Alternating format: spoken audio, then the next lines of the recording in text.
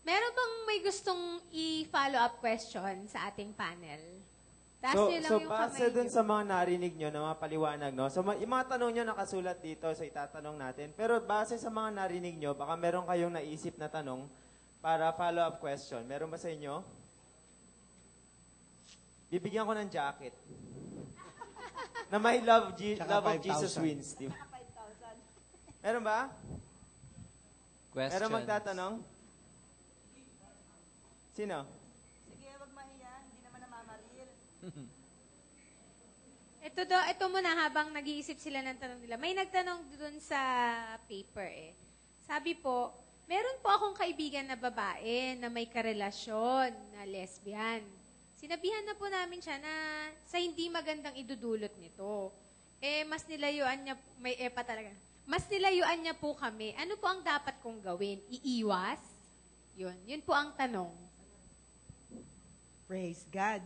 So, papaano kung may mga kaibigan tayo na homosexual, meron silang mga relasyon na ganun? So, unang-una, responsibility natin mga Christian ang sabihin kung ano ang katotohanan. So, tama yung ginawa mo, sinabi mo. Basta dapat palagi ang motibo natin may pag-ibig. Hindi tayo nag-share sa kanila ng parang kinokondem natin sila. Palagi nating iisipin tuwing sasabihin natin ang katotohanan sa kanila kasi mahal natin sila, mahal sila ng Panginoon, at may magandang plano ang Panginoon sa kanila. So mararamdaman nila yan kung ikaw ba ay concerned or sila ay kinokondem mo. So ngayon, kahit na sinabi mo ng may pag-ibig, na sineran mo siya, hindi pa rin siya sumunod, pinagpatuloy pa rin niya yung relasyon niya. Ano ang gagawin mo bilang kapatiran? Iiwasan mo ba siya? Hindi mo na siya kaibiganin or what? Ang unang-unang dapat mong gawin is ipanalangin mo ang kapatiran mong yan o ang kaibigan mong yan, no? Naniwala ako ay nakakilala sa Panginoon dahil may mga taong nanalangin para sa akin, no? Alam ko, parang kung iisipin mo, parang imposible na mabago yung isang lesbian o tomboy na ang design nila mag-aampon na lang sila para magkaanak sila, mamumuhay sila ng nag-aasawan ng same-sex nila. Pero, dahil may mga taong alam ko na nanalangin at may genuine love para sa akin, ako ay nakakilala sa Panginoon. So tayo mga anak ng Diyos, God sees our hearts and these people definitely will see kung may genuine love tayo ng concern sa kanila. At patuloy natin silang ipanalangin kasi hindi naman ikaw ang magbabago sa kanila. Ang Panginoon ang magbabago sa kanila. Maaaring magbigay ang sitwasyon or circumstance ang Panginoon sa buhay nila para matauhan sila. Pero ang gawin mo, patuloy mo silang isama sa panalangin mo kung sila ay nasharean mo na. Okay. Yun. Mga kasama pa po dun sa mga ibang tanong, paano po magkakaanak ang parehos na babae? Paano rin magkakaanak ang parehos na lalaki? At kung pareho silang babae, sino sa kanila ang maghahanap buhay? Tapos, pag kinasal daw, pag sinabing you may kiss the bride, sino yung bride?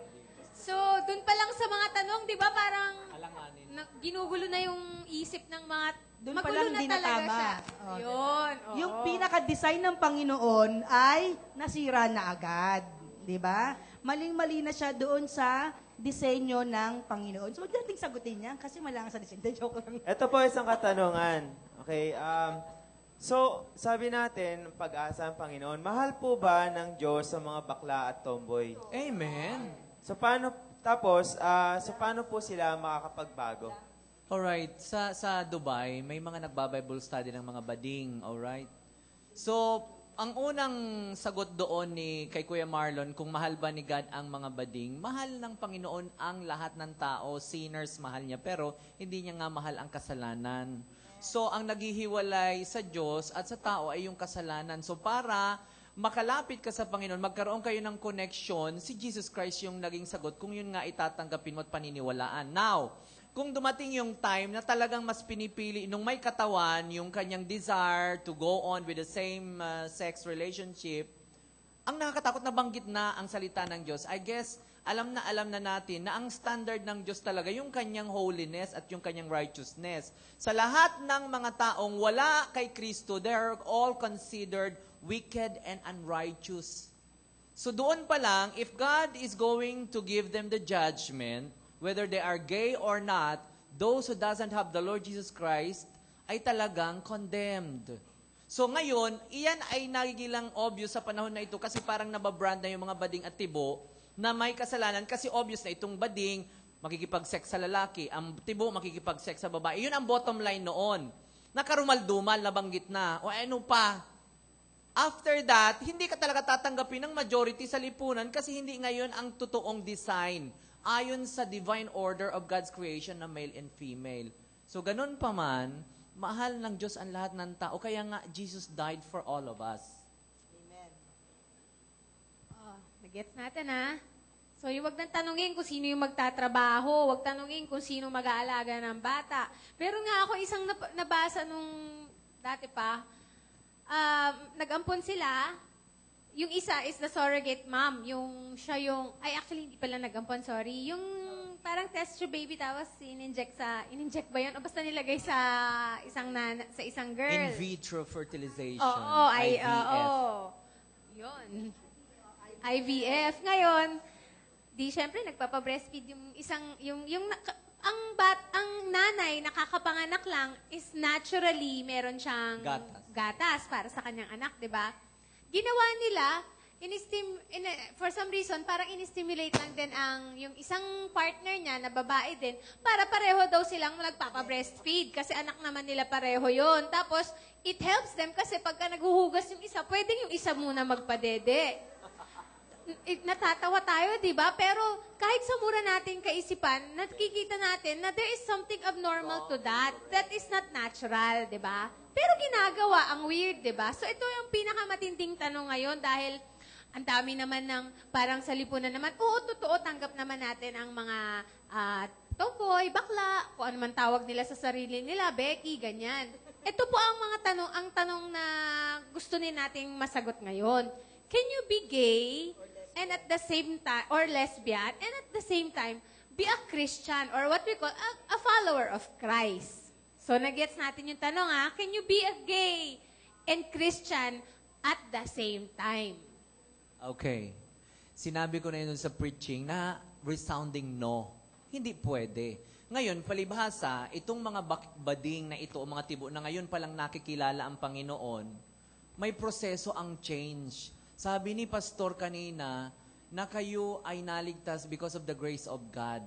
Ngayon, hindi agad-agad yun mababago. Hanggang sila ay nawawash, nai-inform ng salita ng Diyos, nababago ng salita ng Diyos by the renewing of their mind, nagkakaroon na ng changes itong mga buhay nila at eventually pawala sila doon sa kadiliman. Kasi mayroon akong mga kaibigan sa Dubai, nagba-Bible study, may mga suso ang lalaki. Natawa kayo, lalaki yun. Siyempre, pag nagpe-praise the Lord, nakaganon kasi ang lalaki ng suso, nahihiya. Ay, hindi mo naman pwedeng i-judge sila dahil nga tumanggap sa Panginoon. And the only one who knows the heart of a person is si Jesus Christ o ang God. Ngayon, dahil ganon na nga ang sitwasyon, napakahirap na sila talaga ay magkaroon ng tinatawag na acceptance sa mata ng tao dahil ang gusto ng tao, makitang bago na agad. Ay walang nangyayaring overnight change. Ang mahalaga, itong mga taong ito makilala ang Panginoong Jesus and the Lord Jesus Christ will change them if they are willing to be changed. Amen. So ako din, on my position as lesbian before, can you be a lesbian and a Christian at the same time? So no din. No, unang-una, sinabi ng Panginoon, if 2 Corinthians 5:17, if anyone is in Christ, he is a new creation. The old is gone and the new has come. So kung totoong ikaw ay tumanggap sa Panginoong Jesus, anuman ang istorya ng buhay mo nung mga nakaraan, no, binago na yan ng Panginoon. Hindi na yan dapat magmamanifest sa'yo. Although, it would take time nga kasi may process. But, hindi maaaring you follow Christ over the years at the same time practicing lesbianism or practicing yung pagiging gay. Eh di parang sinabi mong, you can be a murderer at the same time, a Christian. You can be an idolater at the same time, a Christian. Or you can be an adulterer at the same time, a Christian. Katulad nung nangyari kay Zacchaeus, sino ba si Zacchaeus? Siya ay tax collector. Nung natagpuan niya ang Panginoong Yesus, ano ang ginawa ni Zacchaeus? Ganon pa rin ba ang ginawa niya? Nangolekta pa rin ba siya ng mga sobra-sobrang buwis? Hindi na siya bumalik doon sa dating pagiging yung nangongolekta ng maraming buwis. Ano pa ang ginawa niya? Ibinalik niya pa yung mga sobra-sobrang nakuha niya. So kung totoong ikaw ay Christian sapagkat you are bearing the name of Jesus Christ, makikita dapat ang pagbabago sa iyo at hindi mo na ipapractice, no? Yung mga bagay na binago na sa iyo ng Panginoon. Kaya para sa akin, no? Sabi nga, 'di ba, Romans 12:2, hindi na tayo nagko-conform sa patterns ng mundo. Sa standards ng mundo, hindi na 'yun ang ating pamantayan.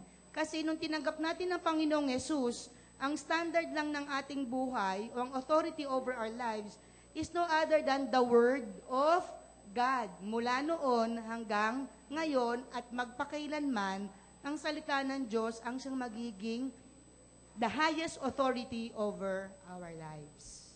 Ayun po. So, dun sa sagot po nilang dalawa, kung ipapraise po natin na gay, Christian, but refers to a person na practicing or actively and unrepentantly na siya ay homosexual, hindi pwedeng siya ay truly Christian. Okay, naintindihan nyo? Pero, pag sinabi natin na gay Christian, pero baka siya ay bago pa lang, base dun sa sinabi ni Brother Orly, kasi may temptation. Tandaan po natin.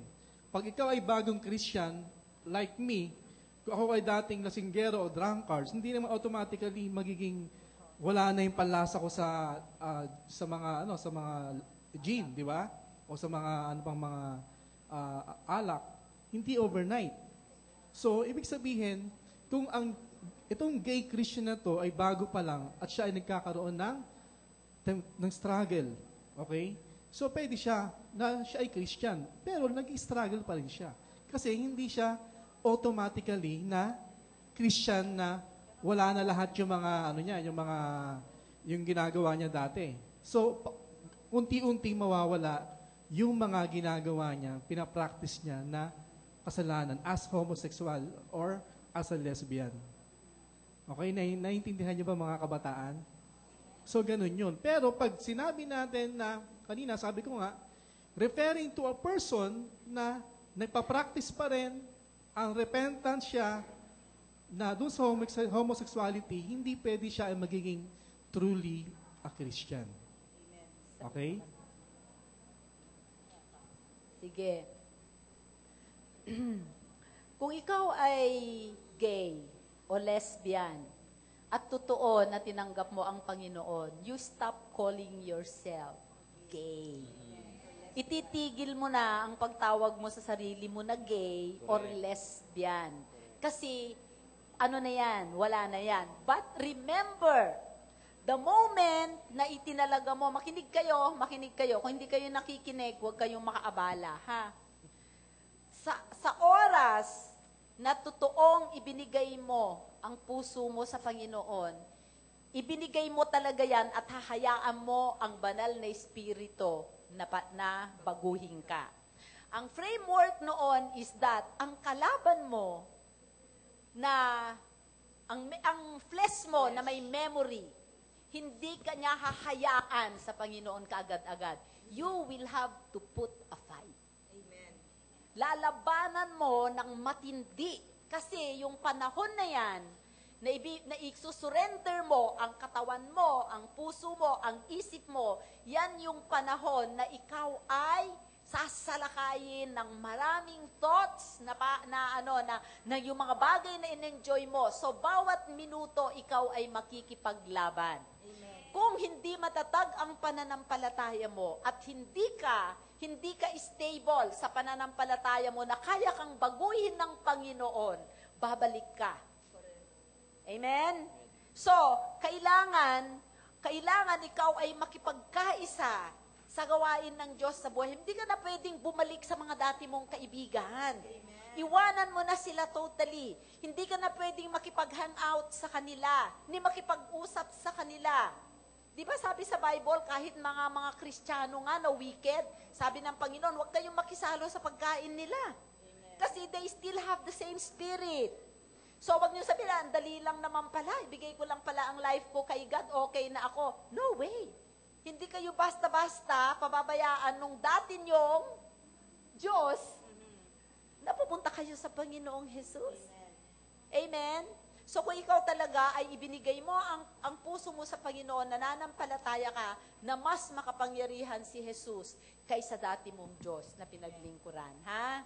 So, kung gusto ninyo maging, si Brother Oli, gusto niya talaga maging macho, hindi na siya tinatawag na gay. Amen. Amen? Brother Orly.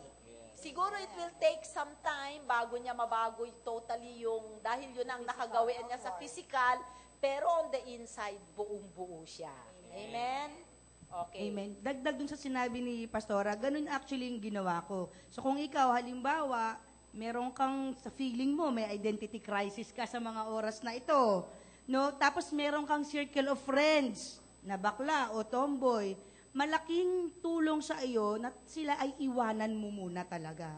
Isang bagay na malaking naitulong sa akin, yung mga barkada ko, totally, wala akong connection sa kanila. Hindi ako sumama sa kanila for a time. Until such time na alam ko na sa puso ko na ako ay buo na sa Panginoon. At alam ko sa puso ko na kahit anong pang-aasar o pangkukutsa o pang-engganyo pa nila sa akin, no? Doon ako muling nagpakita sa kanila at doon ko sila sineran. Kasi alam ko naman sa puso ko, dadaan ka talaga sa proseso, sabi nga ni Ma'am Ski, minute by minute, paglalabanan mo talaga yan eh. Bakit? Kasi nakasanayan na yan ng flesh mo, ng katawan mo. Pero, no, ang isang susi dyan, you have to decide for yourself. Hanggat hindi mo yan dinidesisyonan sa sarili mo, no, wala kang strength to do it kasi wala kang will, wala kang decision para sa sarili mo. Kaya nga, once you decided to follow Christ, no, no turning back na. 180 degrees na tayo, mga kapatid. Okay? So, tama, hindi ka na dapat tawaging lesbian and gay. Tama po?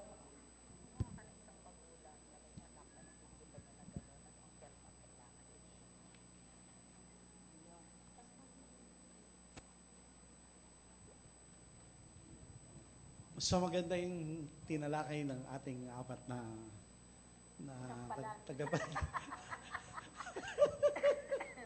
tagapagsalita. No, mahalaga yung desisyon. Desisyonan mo na lalaki ka at desisyonan mo na babae ka. Sino na born again tayo, wala na yung sumpa. Na born again tayo, wala na yung kalikasan ng pagiging makasalanan. At totoo yun, huwag mo nang tatawagin sa sarili mo na gay ka na, hindi ka na gay. Amen. Okay, so, hindi mo na tatawagin sa sarili mo tomboy ka. Okay, babae ka na. No, process, kaya nga, papasok pa rin doon sa renewing of the mind.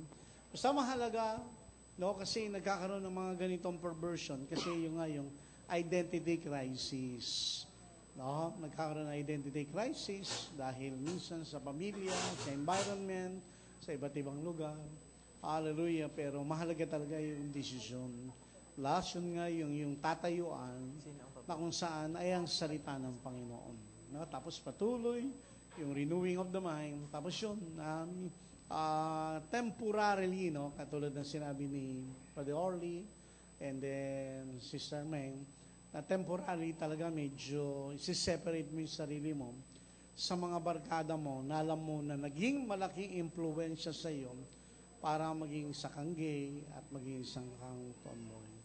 No, hanap ka ng bagong mong kaibigan na tutulong sa iyo para na kung saan lalo kang maging lalaki at lalo kang maging babae. No? Yung mga tunay na kaibigan natatayo sa salita ng Panginoon. Huwag nating tayuan, okay, ang salita ng Amerika, no? Ang benediction ng Amerika, no? Hindi sila ang final authority. Correct. Amen. No? The Word of God is our final and supreme authority. Yes. Kaya kung may pagbabasihan tayo, salita ng Panginoon. Kahit sino magsabi pa sa inyo, tayuan din natin ang salita ng Diyos. Tapos, process. Patulong tayo. Ngari, dumadating ang panahon na medyo natetem ka. Pwede kang pumunta sa cell leader mo at sabihin mo sa kanya, tulungan mo ko bro. Kasi medyo nagwagwapuhan ako doon sa tulungan mo ako. Yan. No? Tapos kung babae ka, tulungan mo ako sis kasi nagagandahan ako, tulungan mo ako. We need to put your flesh on the spa. Kailangan, malaking tulong yun. Kasi kung hindi, tatago mo yun.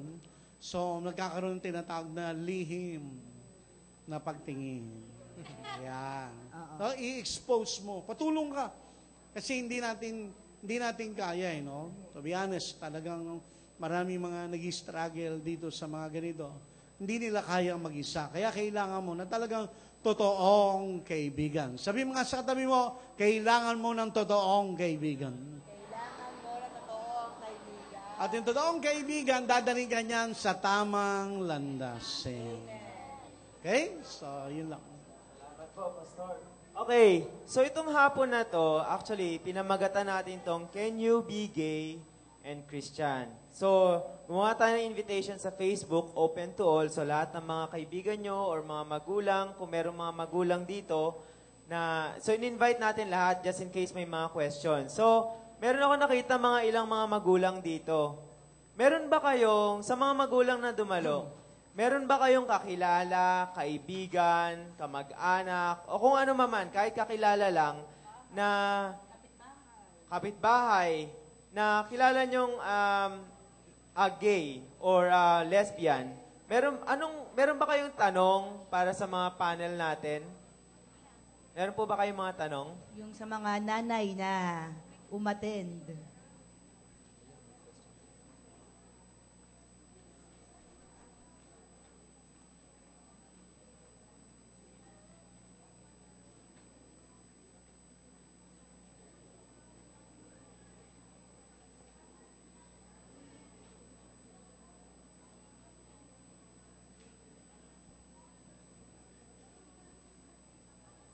Paano daw, yung may kakilala kasi siya, so, yun. Anak ng kakilala niya, gusto daw magpa-sex change. Although ina-advise naman, pero itong question na to kasi, hindi pa kasi siya Christian. So, paano ba natin pagwawagian ang mga ganito? Na kumbaga, parang medyo may hurdle, di ba? Kasi, dahil meron siyang ibang gusto, tapos gusto mo siyang makatanggap sa Panginoon, pero hindi naman niya ina-admit na kailangan niya si Lord, di ba? Kasi ang gusto niya, gusto kong gawin to, gusto kong magpa-sex change, ito ang makakapagpasaya sa akin. So, paano yun? Paano yun? Ay, makinig kayo. Ha? Wala Mga tayong... bata, silensyo muna. Silensyo muna, mga bata. So, kapitbahay mo, ang unang gagawin mo dyan muna, pakilala mo ang Panginoon. Oo. Pero kung hindi niya tatanggapin ang Panginoon, wala kang magagawa. Ngayon, ang question, kasi kaninang umaga, sa ministration, merong isang magulang na nagpa-pray sa akin. Umiiyak siya kasi yung anak niya, tuluyan ng naglaladlad. Ano ang gagawin mo kung ikaw ay magulang? Kung ikaw ay magulang. 'Di ba? Unang-una, kahit sa church, tingnan na lang natin sa church. Number 1, huwag mong ikokondena. Hoy, makinig kayo. Pagka may pumasok dito na naka-makeup, naka-bestida na lalaki, anong gagawin nyo? Pagchichismisan nyo ba? Pagchichismisan nyo? Bubulungan? Pagtatawanan nyo? Anong gagawin nyo? I-welcome natin. I-welcome nyo, wag ninyong pagtawanan. Okay? Ang Panginoong Diyos nagpunta para sa lahat ng may sakit. Okay. Ngayon, kung ang mga magulang dito na naririto, nakikita ninyo may mga indicators, ang mga anak nyo na maging bading. Huwag ninyo silang ilulublob sa drum ng tubig, tapos tatanungin ninyo, lalaki ka ba o sirena? O kaya, mams, yung mga sinasako. O, yung mga ganon. sinasako. Sirena. Lalaki ka ba o babae? Sirena po. Sirena po. Lublubuli. Lalaki ka ba o babae? Babae. Nung hirap na, lalaki ka o babae? Sirena. Una. Okay. Una, kailangang mahalin. Amen. Alam nyo, minsan pagka, ay, itong pamilya na to, may bakla ang anak, ganun-ganon. Minsan meron tayong term na i-win natin sila, hindi. Ang unang-una nating gagawin ay mahalin natin sila. So pag minamahal mo yung isang bading, hindi naman magpapakabading ka, kundi ibigay mo sa kanya, pakilala mo ang Panginoong Jesus. Amen. Ang pinakamalaking weapon natin is intercession. Sabi mo nga, intercession. Ano ang intercession? To intercede is to stand in the gap. Okay? Ano ang gap? Siya ay lalaki, pero ang tingin niya sa sarili niya ay babae. Okay? Binabae siya. Ano ang disenyo ni Lord sa kanya? Siya ay lalaki. So, kung ipapanalangin mo siya, you stand in the gap.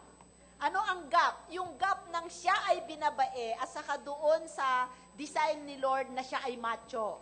So, kung mananalangin ka, i-close mo yung gap. Makinig kayo, i-close mo yung gap. Kasi pagka sinabi kong prayer, ang sasabihin lang ninyo, ipagpe-pray ko lang, ganun, hindi. Pagka nag-intercede ka, hindi mo lulubayan ang dyablo na nagsisinungaling sa kanya, ang hindi mo siya lulubayan na ipag-pray hanggat hindi na-achieve, hindi siya nagkakaroon ng realization at manifestation na siya ay lalaki. Amen? Amen. And that requires a lot of work. Amen? Si Meng, kung walang Blanca na nag-intercede sa kanya at hindi give up si Meng, wala si Meng dito. Ngunit merong isang Kristiyano na nagmahal sa kanya na hindi siya inalaw na maging todong magpaka-lesbian forever. Merong nag-intercede sa kanya na mahal mo, Panginoon, itong tao na to at panalangin ko na buksan mo ang kanyang isip na makita niya ang totoong disenyo niya. Amen. Ngayon, kung ang anak mo yon, number one obligation mo ay ipanalangin, mahalin, at huwag ikondena. Amen? Okay, Amen. ganun ba ang gagawin natin? May question. Ako po may tanong. Kasi uso-uso po ngayon yung suicide. Parang ano na lang sa 5 yung buhay ngayon eh. Halimbawa, may magulang kasi even dun sa mga mayayaman. Talagang kailangan pinapahirapan ko kayo, no? Gumanon, no? Ngayon kasi, marami po kasi ngayon na mga bata, mga bading nga, o kaya yung unti-unti na naglaladlad dahil nga simula nung dun sa Amerika na okay na ngayon, equality, ganyan. So, syempre tayo pa rin mga conservative, hindi pa rin natin inaalaw. Dahil nga, according to the Bible, the Word of God, hindi talaga pwede. So, yung mga magulang, may lakas ng loob sila to confront the kids. Pero merong iba naman na hindi. Ang problema, yung mga bata, ang panakot nila, sige, kapag hindi mo ko pababayaan sa gusto ko, magsusuicide ako, parang ganyan, papakamatay ako. So, ano yung gagawin ng mga magulang kapag may mga ganong sitwasyon? Okay. Sa akin muna, hindi dahil lang sa we are conservative. Actually, ang line o ang ating pinaniniwalaan ay salita ng Diyos. It's not conservatism, it's about the truth. Ngayon, ang istorya, dahil wala naman sa pamilya na yon na may kakilala pa o hindi pa nila kilala ang Panginoon, syempre, ang nangyayari sa loob ng bahay, hindi talaga nag-ooperate sa love. Meron akong isang istorya na nabasa at napakinggan din sa Amerika na yung mag-asawa ay nasa church pa, may anak na bading. So parang in denial yung tatay at nanay na bading yung anak pero nakikitaan na nila. So dinadala nila sa mga seminar na panlalaki, pinaglalaro ng sports. Hindi nila sinasabing bakla ka or what. So nandun ang support, nararamdaman. Hindi nila masabi. So ang bata, naramdaman pa rin niya na hindi sila love, luminayas itong si lalaki. Hanggang hindi na nalaman ng dalawa, nalaman nila nag-drugs na ganyan. So, namatay yung si lalaki, nagpakamatay. At ang sabi nung nanay, at nung tatay, hindi talaga nila na ipakita yung pag-ibig, dahil ang akala nga nila, dahil sa paniniwala nilang conservatism, na pag may anak ng bading ay kahihiyan, kasamaan. Actually, ang lahat ng ito, ang istorya nito kasi, ay kulang ng pag-ibig ang tao. In the entire household, kung wala talagang pag-ibig, whether may bading o wala, pag walang pag-ibig, ang tendency, nagwawala ang individual, whether ito ay anak na babae o anak na lalaki. Ngayon, kung itong mga, kagaya nung namatay na nasa OMG, dahil siya ay nagsulat sa FB na siya ay may pagkatiborsya and she had sex with a girl. Lesbiana pala itong babaeng ito at nahihiya siguro sa kanyang pamilya na siya ay tiborsya. So, nagpakamatay. Tandaan ninyo ha, hindi na ito malumanay na interpretation. Ang buhay ay choice. Kung pipiliin nyo ang Panginoon, praise the Lord. Kung hindi nyo pipiliin ang Panginoon, nakakalungkot. Pero ano ang gagawin natin? That's why we are follower and believer of the Lord Jesus Christ. Tayo yung ambassador ng pag-ibig. Maging sa mga magulang, kagaya niya, may kapitbahay ka, ay talagang kung gusto niya magpa-opera, wala tayong magagawa. Pero hanggat buhay pa, may pag-asa pa yaan.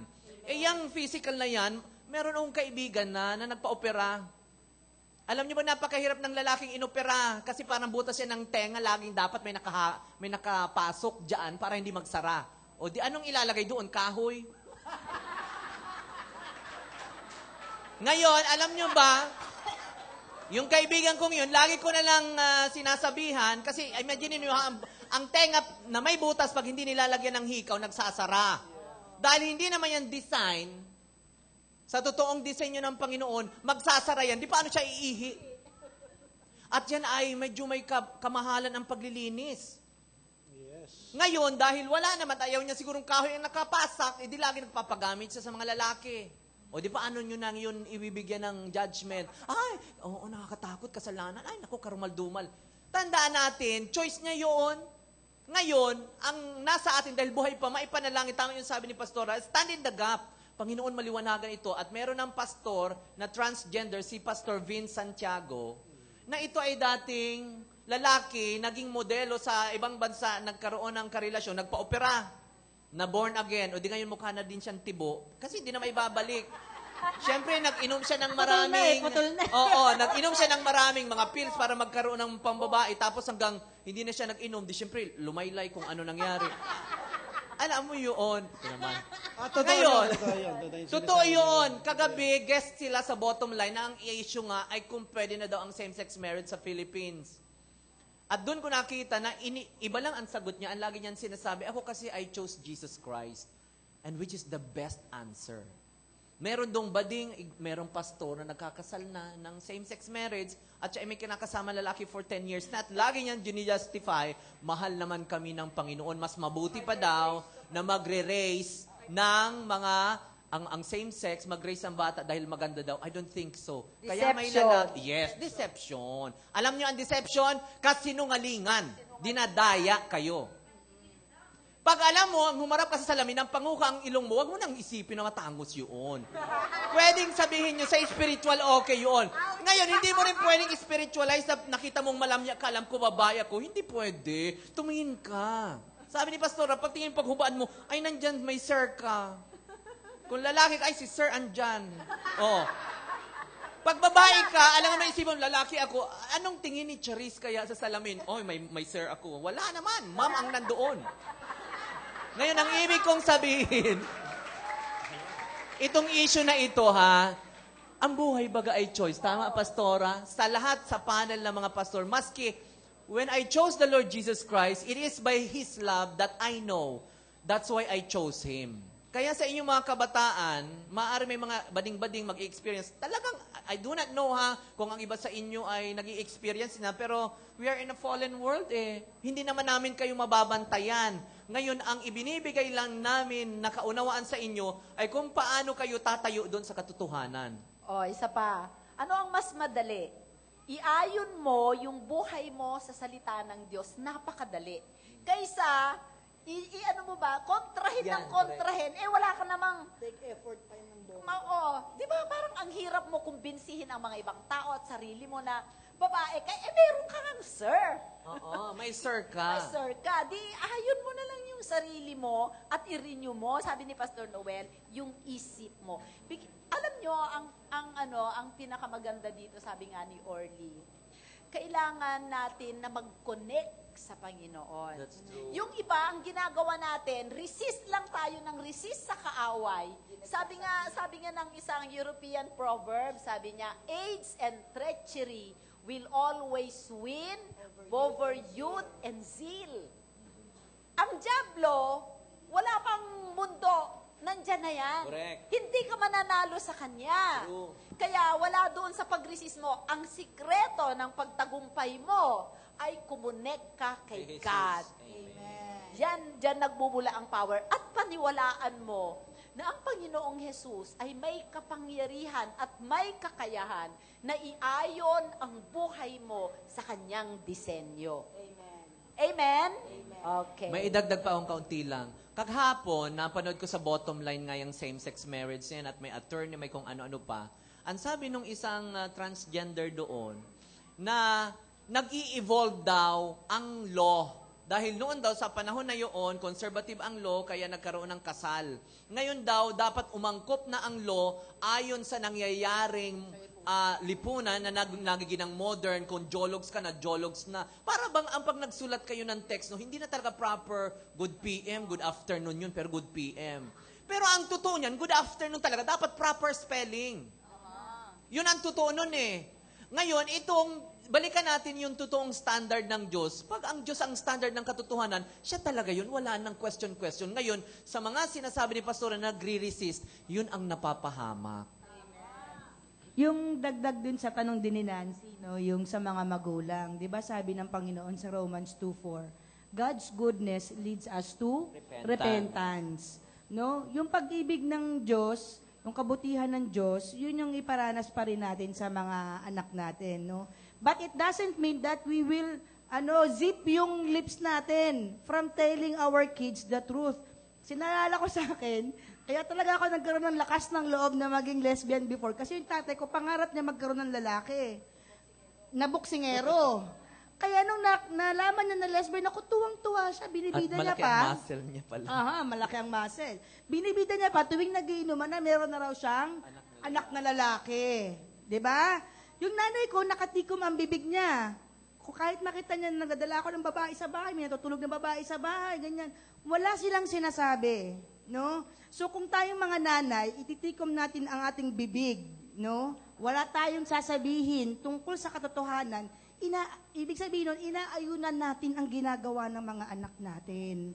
'Di ba? Kaya nga pumapasok sa atin ang discernment.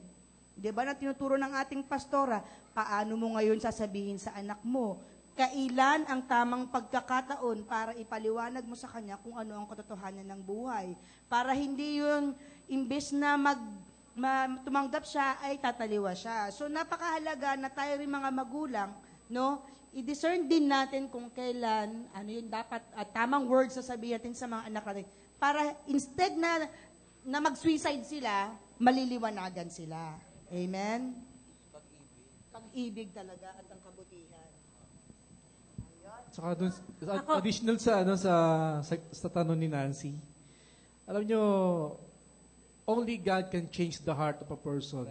Walang kahit parents pa siya, kahit anong conviction gawin niya, kahit magkaroon pa tayo ng death penalty para sa mga X-Men, wala rin magagawa yun. Only God can change. And only, the only key is, sabi nga ni Pastor says, love. Yun lang po, ang pag-ibig.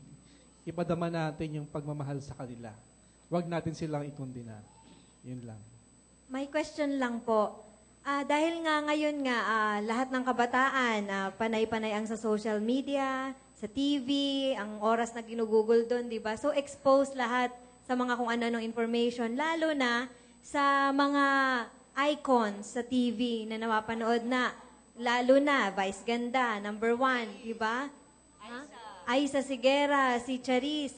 So, ano po ba ang dapat gawin ng mga kabataan ngayon? Sino ba ang kailangan nila talagang tingnan? Kasi masyadong influential, lalo na si Vice Ganda, sa mga sinasabi niya. Kung anong sabihin niya, trending agad, di ba? Pabebe ngayon, di ba? Tapos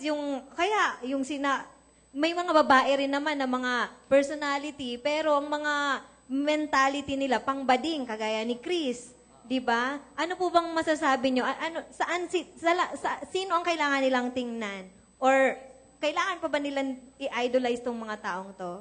Okay, so ito iyan natin sa Psalm chapter 1. Sige, tingnan natin sa Bible. Verse 1. Okay, Psalm chapter 1, verse 1, 2, and 3. Ano sabi dito? Blessed is the man who walks not in the counsel of the ungodly. Okay, nor stands in the path of sinners, nor sits in the seat of the scornful. But his delight is in the law of the Lord, the word of God, and his law, the word of God, he meditates day and night, and he shall be like a tree planted by the rivers of waters that brings forth its fruit in its season, whose leaf also shall not wither, and whatsoever he does, hallelujah, shall prosper. Now, bakit ka titingin kay Vice? Bakit ka makikinig kay Vice? Bakit ka makikinig kay Aisa? Bakit ka makikinig kay Jarice? Kita mo na, tahimik ka. May binigay ba siya sa'yo para ikaw ay makapasok sa eskwelahan? Siya ba ang nagpaaral sa'yo para pakinggan mo? Mukhang heavy ito. Hindi ko pakikinggan yung mga taong hindi nag-invest sa buhay ko. Kung meron man akong dapat pakinggan, walang iba kundi ang Pastora Sesko. Na nag-invest sa buhay ko, na nag-invest ng panalangin para mapabuti ang buhay ko. Bakit ako susunod sa isang tao na wala namang ininvest sa akin at sila ang pakikinggan ko, nadadalin ako sa kapahamakan. Remember, sabi nga natin, it is your choice. Maglalaki ka, magpakalalaki ka. Babae ka, pakababae ka. So it is a choice. No? Ang buhay ay pagpili to. Piliin mo ang Panginoon. Di gugulo buhay mo. Pero piliin mo ang maliban doon sa sinabi ng Panginoon, gugulo. Kaya kita mo, di ba? Binabago nila eh. Pilit nilang binabago. Pilit nila kinukonbinsi tayo. Okay, itong mga nangyayari na ito, pilit nilang kinukonbinsi tayo sa isang mali, sa isang kasinungalingan. Hindi kasi pwede na ang lalaki maging babae at ang babae maging lalaki. Kahit from the very start, from the very beginning, yung nagsasabi, hindi, bakla na talaga ako, hindi, tomboy na talaga ako. Bakit ang bakla ba nung ipinanganak siya, nung unang labas siya sa nanay niya, ang iyak niya, uha! Uha! Hindi naman, di ba? Hallelujah. Alam mo na lalaki ang isang lalaki at babae ang isang babae. So, kung may pakikinggan tayo, pakinggan natin yung mga taong alam natin na itatama yung buhay natin. Maliban lamang talaga, okay, dahil ginusto mo eh. Kaya ngayon yung sinabi ng James eh. Isang tao ay natutugso dahil yun yung kanyang pagnanasa. So kaya napakahalaga kung sino yung mga dapat na pinakikinggan natin. Pakinggan natin yung tama. At ang tama yung salita ng Diyos. At ang tama yung mga nagtuturo sa atin ng salita ng Panginoon na para maiayos tayo. Although alam natin, hindi yung madali. Kaya nga process eh. Kaya nga kanina sabi, don't judge them. Nakapag itong taong ito manggap sa Panginoon. Maybe yung paggalaw, pagkilos, pananalita, andun pa rin. Pero, kita natin, andun yung process, tutulungan natin sila. Una, kaya nga we need to accept them and we need to love them. Ang mahalin natin. Pero yung gagawin nila, yung katotohanan na ipasisinungalingan nila para tanggapin natin, mahirap po yun. Mahirap po yung gano'n na kung saan tanggapin natin. Kaya nga gumugulo eh. Kita mo, babae sa babae, lalaki sa lalaki. Diba? Kami nagkakasal kami. Nila Pastora says, nagkakasal kami. Let's say kung dalawang lalaki nasa harapan. Di ba usually kapag babae at lalaki, now you may kiss the bride. Paano kung lalaki to lalaki pares? Anong sasabihin mo? Now you may kiss the bird.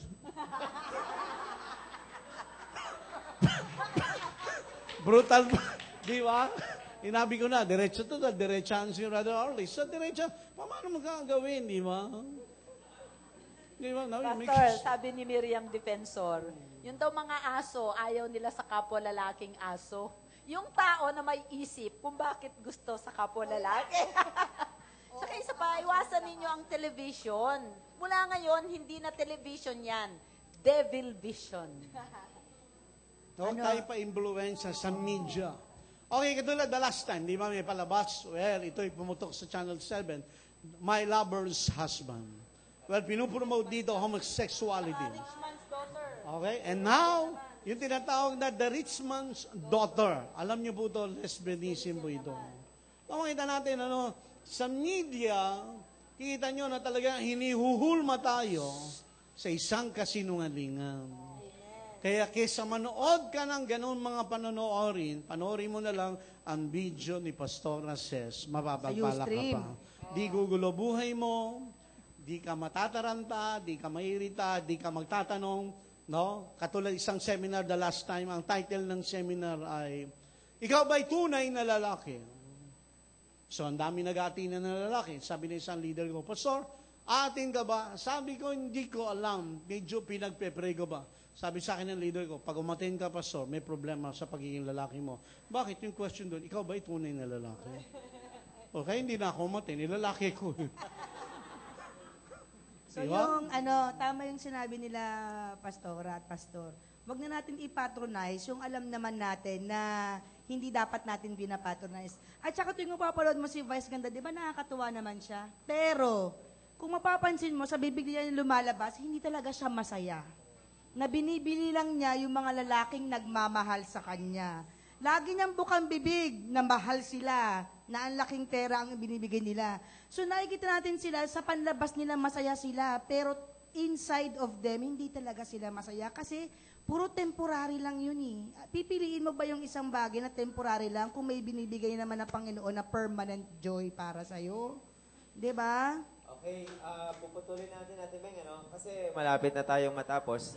Bigyan lang natin, total katotohanan na rin lang naman yung sinasabi. Kanina, sabi sa Bible, yung binasa yung simula natin, na pag may choice, di ba? Paano kung naging choice nila ay ipagpatuloy yung kanilang gawi? Ano po ba ang masamang pwedeng idulot? Parang parang Eli Soriano ang dating. Okay, Ano masamang pwedeng idulot nun sa kalusugan at sa iyong sa physical, kalusugan at sa iyong espiritu? Okay, ang masamang idudulot sa iyo, HIV. Magkakaroon ka ng AIDS, then kung mabubuhay ka ng 86 years old, mabubuhay ka na lang ng 26 years old. Mamamatay ka ng maaga. Actually, meron akong office mates. Dalawa silang before sa Pro Friends. Ang bata pa, wala pang 30s. Yung isa, bigla na lang nawala. Yung pala, namatay. Yung pala, hindi sinasabi yung kung anong dahilan.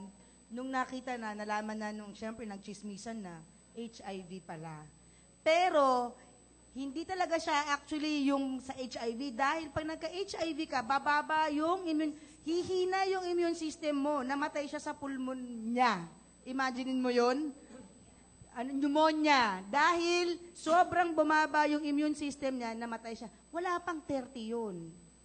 No? So, ang will ng Panginoon sa atin, we will enjoy long life on the earth. Diba? Heaven, experiencing heaven and earth, hindi pagdurusa. No?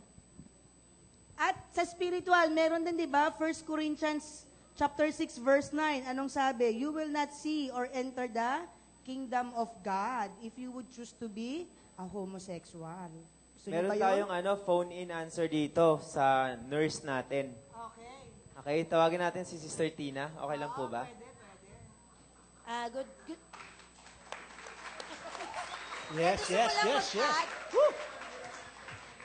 Sa sinabi ni Pastor Noel, actually end stage na 'yon, Yung mga tao na lagi nagpa-practice ng lesbianism or yung homosexual sa mga bading, syempre kung ang isang tao naghahanap, pwede ka bang sabihin? Go. Halimbawa, lalaki sa lalaki, espadahan. Siyempre, ang wala namang ano yun, sa puwet, nilikha ng Diyos ang puwet para, excuse me Ilabas ha, ang tae. ilabas ang tae, taihan. Amen? Nilikha ng Diyos ang puwet para taihan. Hindi para gawaan ng bata. Di ba kung bata doon ginawa, di ang baho ng bata paglabas. At walang bata na nabubuo sa puwet. Okay? So yun, number one na common na pwedeng sakit, STD, sexually transmitted diseases. Okay? So pagka nagkumpul-kumpul na yung STD ng mga bacterias na yon, doon, hihina ang pulmonya yon, maglilid na yan sa HIV. Yung mga kababaihan naman na laging nagpa-practice ng ganun din. STD rin, ano, pompiang? Appear tayo. Kasi alam nyo, before talaga, kaya gusto ko lang din i-relate. Before talaga, nung bata pa ako, I know that somebody prayed for me also. Boyish din ako. Until one time, may nagsabi sa akin, dahil naglalaro, karamihan yan sa mga naglalaro ng basketball at volleyball. So ako naglalaro din ako ng volleyball. Sabi niya, Tina, type kita. Kinilabutan talaga ako. Sabi ko, di tayo talo kasi ang type ko rin babae. Pero simula noon talaga nung kinilabutan ako, hindi na ako nagpupunta doon. Sa iba na lang ako dumadayo ng laro. Pero that time, I know that I am a girl. Ano pa lang ako noon, 12 years old. Alam ko na babae ako. So, ang kinarir ko na noon, lalaki. Okay? Pero yung nung nag-graduate ako, then I know na ang daming posibleng sakit. Yung iba naman, ito, usapang medical lang ha. Yung iba naman, oral sex. Hindi, napakababoy talaga eh. Excuse me po napakababoy, hindi talaga yon ang disenyo ng Panginoon. So, kung halimbawa, lalaki o babae na nag-experiment lang kayo, wag na kayong mag-experiment. Kasi hindi nyo masasatisfy kung babae at babae kayong pareho. Hindi nyo masasatisfy ang kayong dalawa. Kung lalaki at lalaki kayo, hindi pa rin eh. Kaya ang dami kaya na nagra-rapture na anus. Totoo yun. Ang daming nagra-rapture na puwet. Pupunta yan sa ospital, nag-rapture yung puwet. Bakit? Hindi sa sobrang tubol ng ebak yan. Hindi. Yun lang talaga dapat eh. Ang dahilan kung bakit magra-rapture. Kung hindi dahil pinasukan ng kahoy. Naintindihan. So, yun lang. Okay. Siguro po, so mga 10 minutes, any final words po mula po sa ating mga panel para sa ating mga kabataan? Sige, ako muna. Okay, mga bata, makinig ha. At kami ay nanggaling doon. Napakahirap na mabuhay ka sa kasinungalingan. Lagi kang magtatago. Ang totoong istorya kung paano nagkakaroon ng solusyon ang buhay na mabago ay dahil lang talagang may pinaniwalaan akong Jesus. Amen. And when I learned about the Lord Jesus Christ, He changed my life. Nagkaroon na ako ng, sinabi ko sa inyong pamilya, pero I've been to that. Sabi ni Ate Tina, napupunit ang puwet. Alright? Ang hirap, minsan namamaga. Nakakahiyang bumili ng gamot sa butika dahil tatanungin, para saan ito? Namamaga po kasi ang puwet ko. Dahil natatawa kayo, pero nakakahiya yun. Pero ang tao, pag humilom na naman, go na naman. Ang ibig kong sabihin, choice di baga ang lahat ng bagay. Naramdaman ko na doon sa mga kamalian ko at kabaliwan ko dyan, ako'y nakulong sa Saudi Arabia. At doon ko nakita na ang consequence, hindi man ako nagkaroon ng STD at ako'y wala namang AIDS. Pero ang grabing consequences na nangyari sa akin ay nung nakulong ako dahil sa kabaklaan. Dahil ang dami kong lalaki. Ngayon, nalaman ko na may pag-asa ang buhay at yun ay natagpuan ko kay Jesus. So now, I am free. Wala na ako sa kadiliman, nandun na ako sa liwanag at hindi ko na iiwanan yung liwanag na yan, tutuloy-tuluyan ko yan. Because ang mga bading at ang mga tibo, maski sa mga tao, if you don't have confidence, dahil wala kang Diyos, when you have God, you have confidence. And your life will be changed. At doon mo makikita na mabuti ang Diyos, siya lang ang sagot sa lahat ng problema. God bless. Very well said. Ayun. Sa akin naman, unang-una, gusto kong sabihin sa lahat ng mga kabataan na narito, kayo po ay sobrang blessed. Because habang kayo ay bata pa, kayo po ay nakaunawa. May mga tao, may church na sobrang may concern at pagmamahal sa inyo na nag-take ng panahon para maliwanagan kayo sa mga ganitong bagay. Sapagkat ng mga panahon namin, no? Wala. Kaya nga ako'y nakakilala sa Panginoon, 20 plus na. Kayo ay sobrang blessed na sa murang gulang ninyo, kayo ay nabigyan ng ganitong pagkakataon na makapili ng tama. 'Di ba? Dati kasi wala ka ng choice kundi gumawa ka na rin ng gumawa ng masama, 'di ba? Pero ngayon, you are so blessed na binibigyan kayo ngayon ng mga tamang katuruan, no, patungkol sa homosexuality. Kaya ito ay napakagandang pagkakataon sa inyo mga kabataan na i-grab nyo po ang opportunity na ito. Amen? Marami po mga kabataan sa labas ang nakikita natin na mali ang kanilang pamumuhay. So wag na tayong dumagdag sa kanila, no? Tayo ay magpakita ng pag-ibig sa kanila. So pag may mga kaibigan tayong mga miyembro ng LGBT, no, sabi sa Jude, snatch natin sila, 'di ba?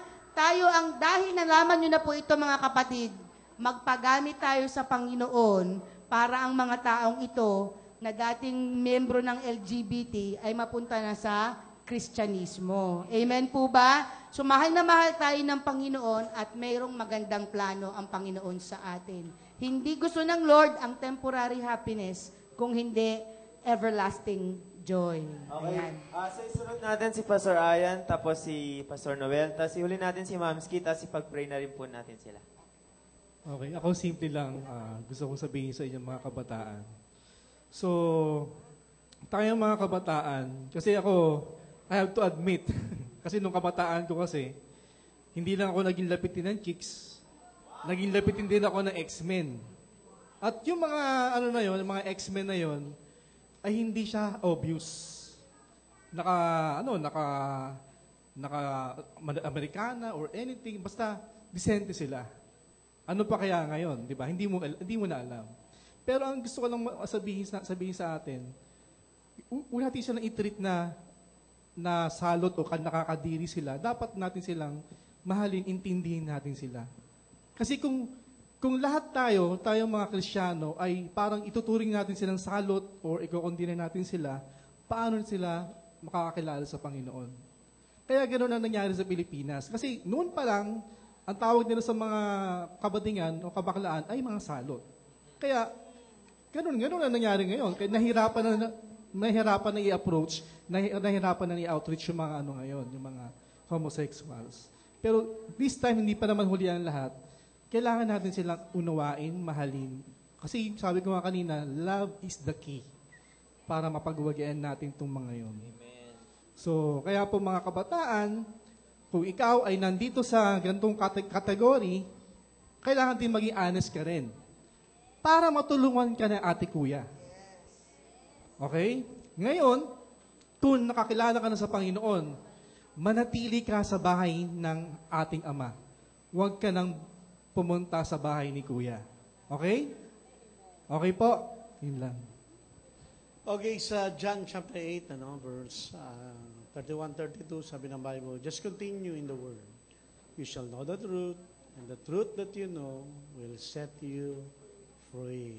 Tandaan natin, malalaman natin ang katotohanan, at ang katotohanan na yun na kay Jesus. Hindi na kay Vice, hindi na kay Aisal, hindi na kay Cherise, and many more. No? Na kay Jesus ang katotohanan. Wala sa kanila. Then, sabi ng Psalms chapter 1, verse 1, na binasa natin kanina, blessed is the man who walketh not in the counsel of the ungodly, nor standeth in the way of the sinners, nor sitteth in the seat of the scornful. So, lakaran natin ang salita ng Panginoon. Huwag tayong makinig sa mga payo ng mga taong ito dahil ginagaya lang nila tayo. Ibig sabihin nila, gusto nila na sila ay maging katulad natin. No, maging katulad natin sila. Hallelujah. So, hindi ho. So, lalaki ka, nilikha ka ni Lord na lalaki, so lalaki ka. Babae ka, nilikha ka ni Lord na babae, so babae ka. So, huwag nating guluhin. No, huwag nating guluhin yung creation ni Lord sa atin. Lakaran natin yung katawan. Kasi kung hindi, magulo. Kaya ngayon, pilit na pinatatanggap nila ang isang kasinungalingan. Hindi po pwede yan.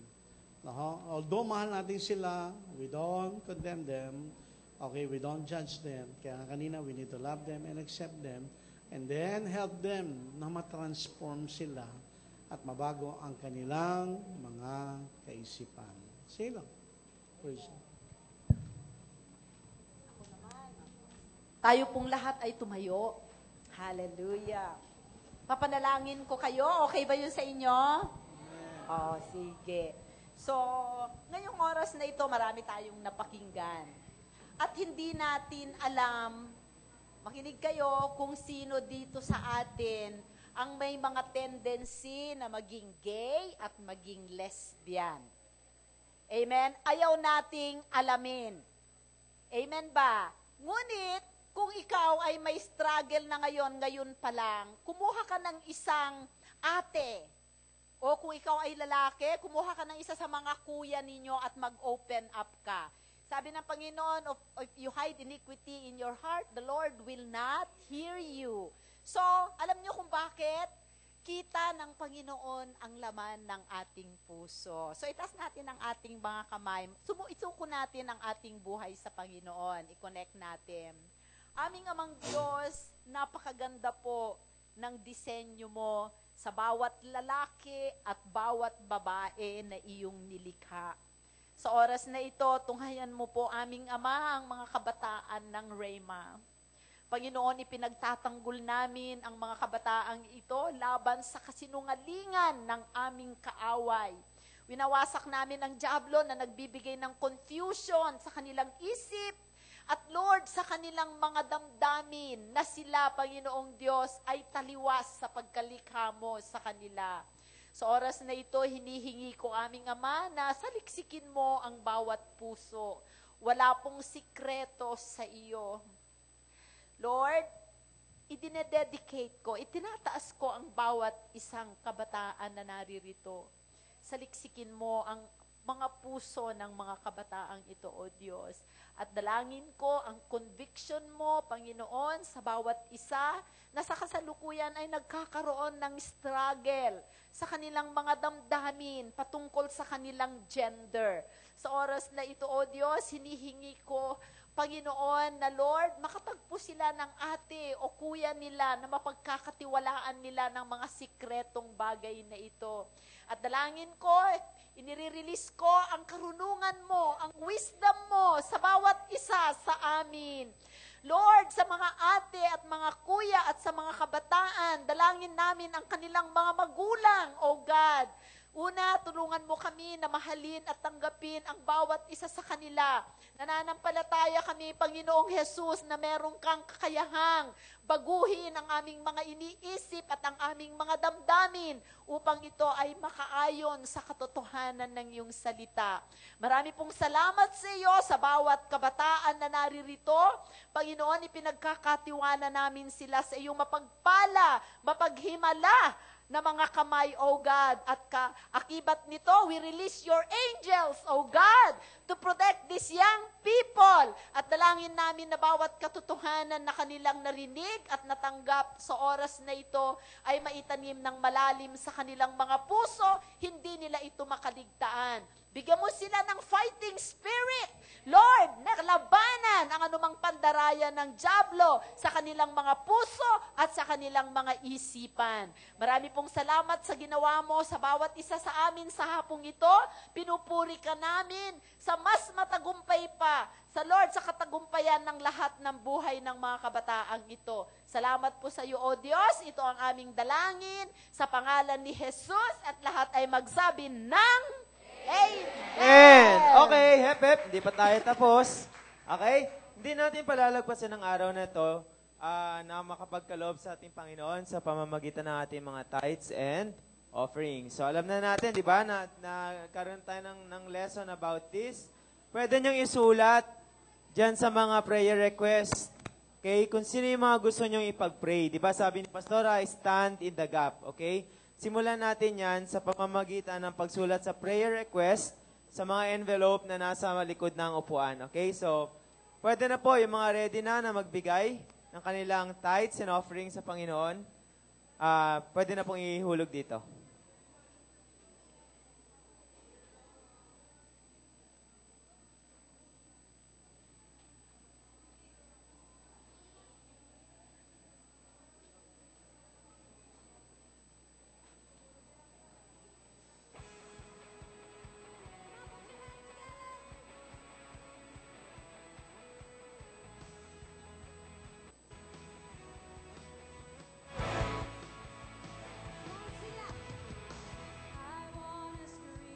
May hahabol pa? Okay, sige. Pag-pray natin yung ating tithes and offerings. Bago umuwi, nasaan ba nagsisiwian na? Lord, salamat Panginoon sa araw na ito, God. Nawa Panginoon na aming natutunan na may sa buhay at may sa puso namin, O God. Salamat Lord sa pagkakataon na kami ay makapagbigay sa iyo, Panginoon.